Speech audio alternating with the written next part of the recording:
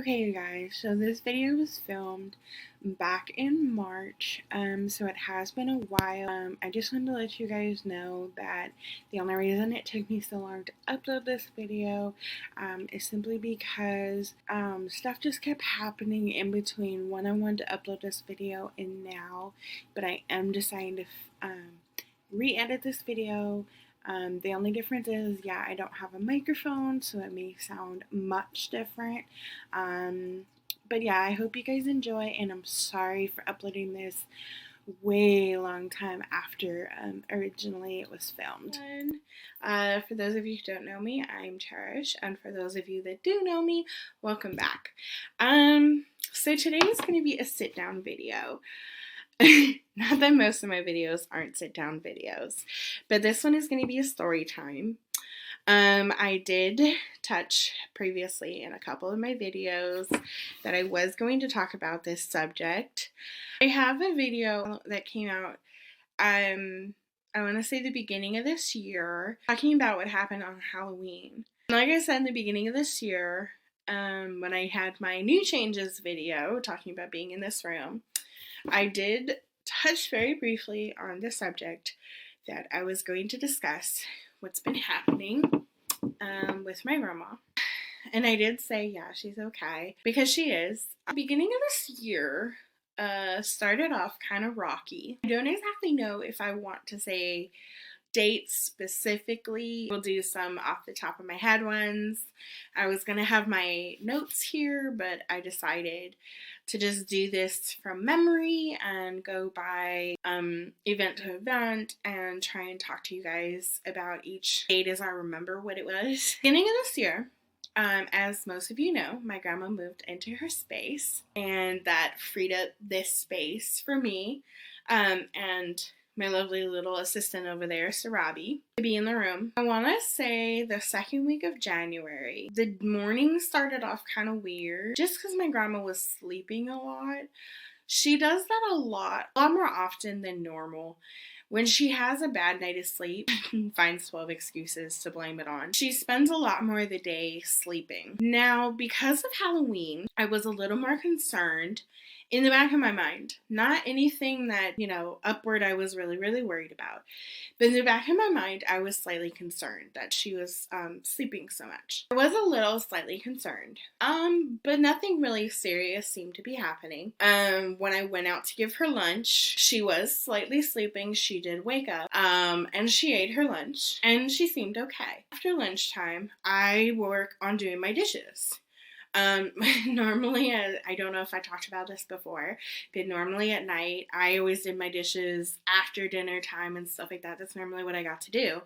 I didn't have to do it, because then I would come over and go over to the kitchen and then start filming, editing, whatever I needed to do. Well, because of the change of where she was, I have to make sure that everything gets done before she goes off to bed. I was already working on my dishes while I'm making my food. So after I'm making my food, I'm noticing her start to fall asleep more, and she's groaning because she has neck pain, and I'm like, okay, this is weird. I'm just getting a really weird feeling the whole time. So 4 o'clock, I'm starting to prepare dinner, put things in.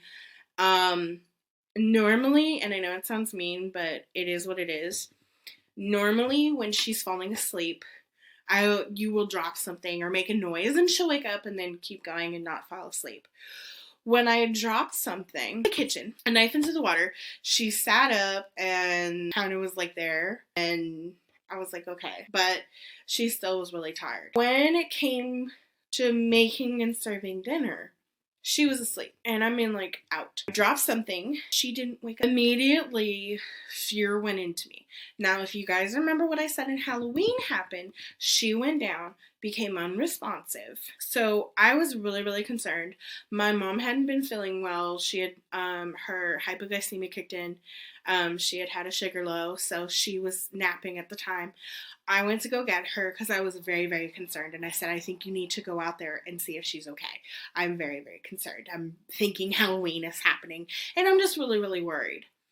So she goes out there. And yeah, my grandma is not responsive. She is down for the count, can't get a BP on her, sugars, can't read nothing. Scare, panic, worry. But it was Halloween all over again. So we call 911, they come in our backyard, and they come and they're assessing her, and she is not really even fighting them or responding. They get her in the gurney and they rush her off. Now, I stayed because I was going to take care of my dad. Now, mind you, when they got here, it was 7:30 at night. Yeah, I knew for me, I wasn't going to go. I needed to stay so I could take care of my dad. And watch over the house and stuff like that. So I stayed put and she went off. She did call me every couple hours to let me know what was going on. She apparently beat the ambulance to the hospital, and she waited 2 hours in the parking lot for them to even get done with assessing her. I'm guessing that they were very concerned because her BP was so low and they couldn't get a BP on her, so they just wound up freaking out really bad and going really, really slow. My mom calls me at 11. She tells me, yeah, she's staying. She's slightly alert, but not really. They had to give her liters of water and stuff like that to try and bring her back up. She was having the runs, stuff like that. So she was a no-go. She thought she was going to come back home. No, you are not.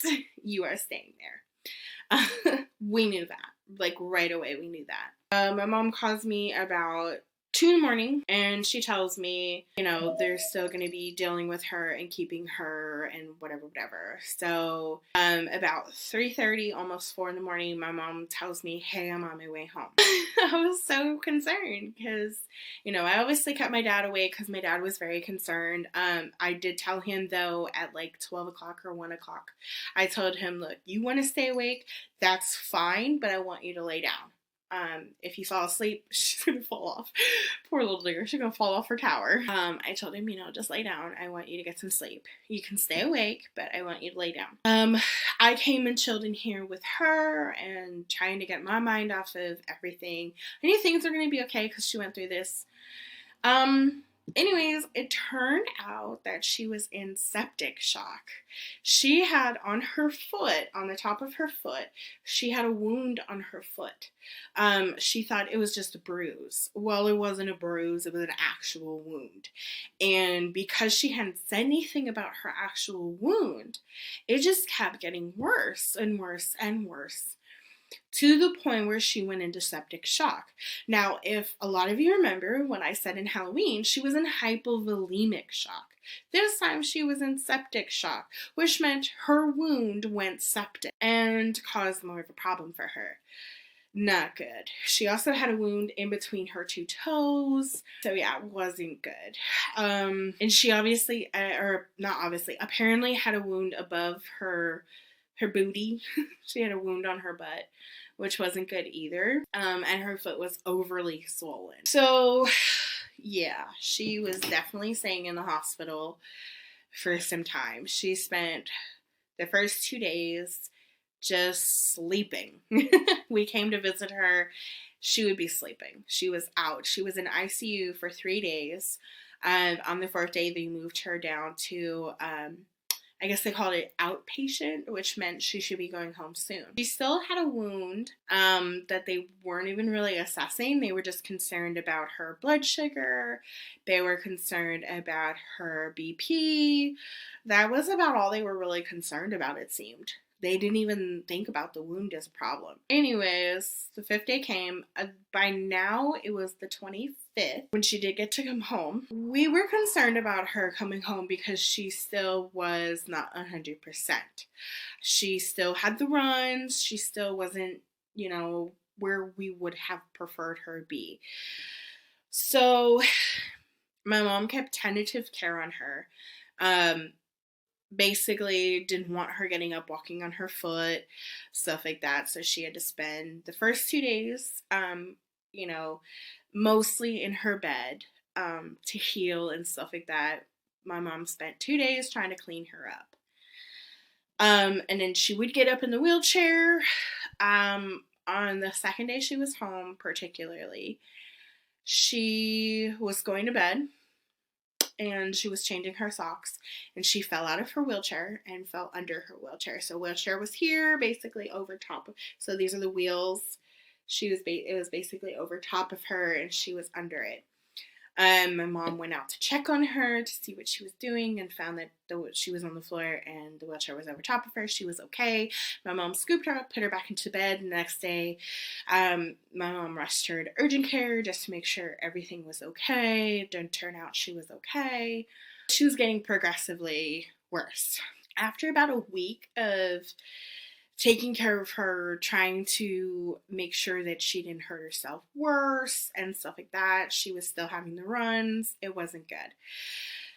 She kind of went down again, but I think she was just overly tired from her wounds and stuff like that.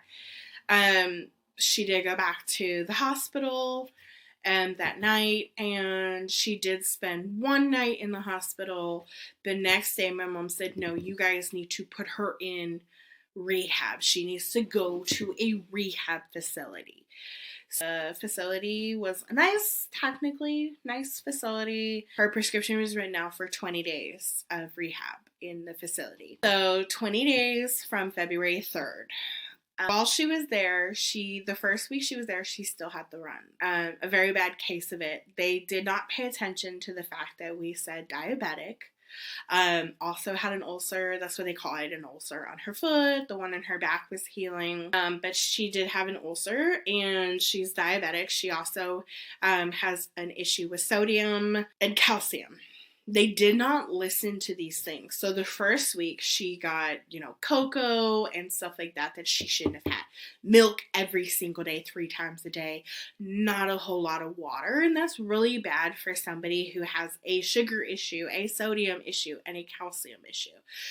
They didn't listen to us. We had a meeting with them the beginning of her second week. We told them, hey, look, they were having her do PT of walking, which isn't good for her. She's been wheelchair bound for 3 years by her choice.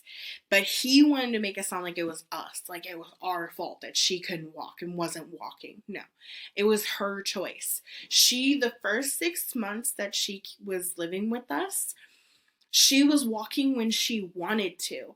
When she had an inner ear surgery, she wound up telling everybody and anybody who asked that the doctor said she couldn't walk. Which, yeah, that wasn't true. So, I don't know, anyways, whatever. Well, we told them, knock that off. So she did decide she wanted to start getting out of the bed and going to the day room to have, breakfast and lunch and dinner and stuff like that. So she was progressively getting better, which was good. She wound up getting a UTI, so they had to extend it another couple days. So instead of spending only 20, she spent 28 days in the rehab facility. It was good for her to a point. The only problem is they were doing everything for her. She wasn't doing anything for herself. It wasn't good. It wasn't helping her, actually. They kind of actually technically made her worse. That's how I look at it. That's how my mom looks at it. They kind of made her worse and not better. They basically were changing her diaper, so she became incontinent, and yeah, no. So things are better now. I believe we're almost at 2 weeks. The 5th of this month, past month, was a week, and now it is the 15th. So I think we're close to 2 weeks, or just shy of 2 weeks. After her 28 days, she came home to us. She did spend the first couple days staying in her bed more. She's still incontinent, which is what we're dealing with. She doesn't have the runs. Her wound on her foot is basically starting to heal.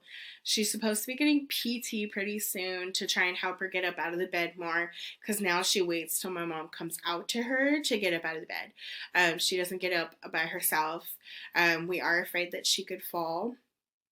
So we have to take the precautions at night that help her not to fall at night. Because God forbid she falls again. That would just not be good.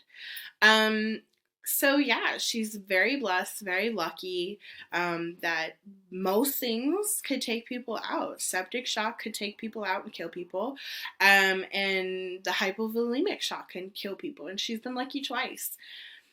Um, so yeah, we're very blessed and grateful that she's, still alive and survived both illnesses that she got.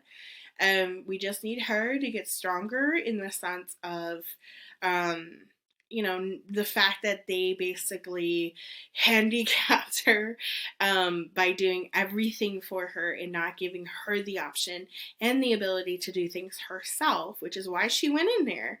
Starting to brush her teeth on her own, go to the bathroom on her own during the day. Um, but yeah, she still has accidents and stuff like that. There's still slight incontinence that we're dealing with. But other than that, she's okay. The past 2 weeks and 3 days was spent, literally the day before she came home. My mom and me both got sick.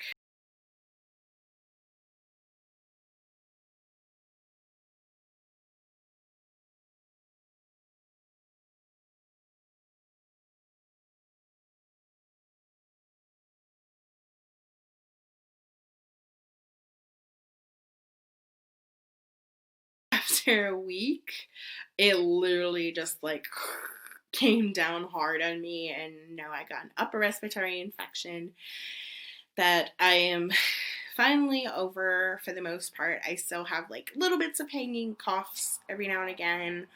But other than that, I'm okay. I'm back to normal. That's why my videos haven't been up very much.